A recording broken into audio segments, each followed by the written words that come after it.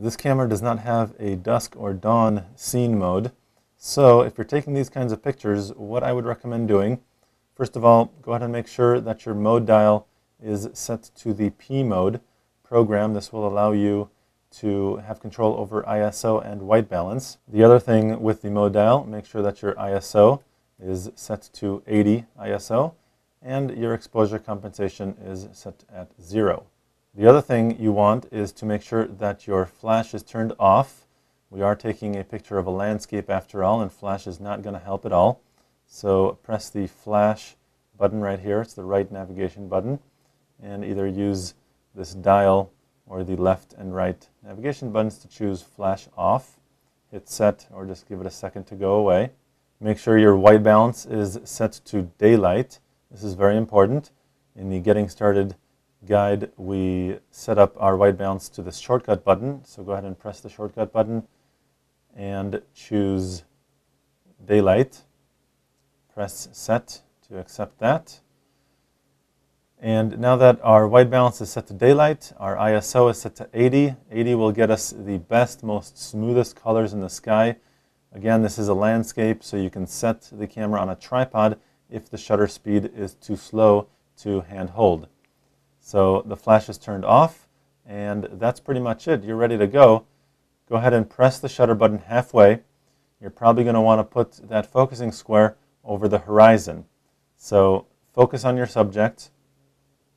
Press the shutter button halfway to focus on your subject. Once that focusing square has turned green, you can go ahead and hold that button pressed halfway and recompose the image the way you want it. Put the horizon either if you want it at the top third or bottom third or anywhere, usually not in the center. Once your picture is composed the way you like it, go ahead and press the shutter button the rest of the way. Now, keep in mind, to know whether you can hand hold the picture or not, go ahead and press the shutter button halfway,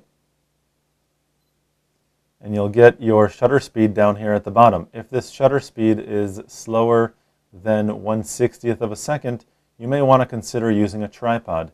It gets very difficult to hand hold the camera if it's slower than 1/60th of a second. A lot of times 1/30th of a second may still be okay. You can also try and set the camera down on something as opposed to using a tripod. But if you do have a tripod available, go ahead and use that. That'll be the best. If you do need to use a tripod because your shutter speed is too slow, then what I would recommend doing, anytime you use a tripod, this is a good idea, go ahead and press the down navigation button to access the drive mode. The little timer and continuous icons right there. Access the drive mode, and all the way at the bottom, you have your 10 or 2-second timer.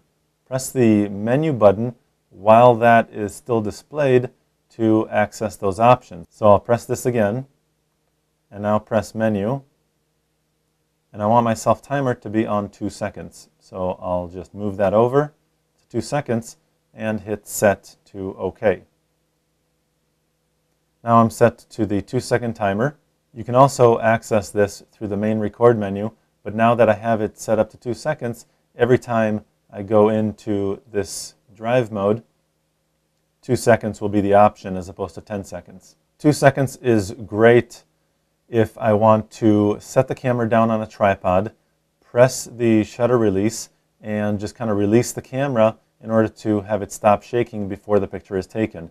The camera will have 2 seconds to kind of settle down, and that'll keep it from shaking, and I'll get a better picture overall. So this is a good idea if you are using a tripod in your shot. Finally, just remember, as always, go ahead and press the shutter button, place the focusing square on your target. In this case, it may be the horizon. You need to find some contrast in the image, so either the horizon or the edge of a cloud. Press the shutter button halfway, wait for that focusing square to turn green. It shouldn't take very long, and then with the button pressed halfway, recompose the image the way you want it, and then go ahead and press the button the rest of the way. To find out much more about digital photography and your digital camera, go to lbguides.com.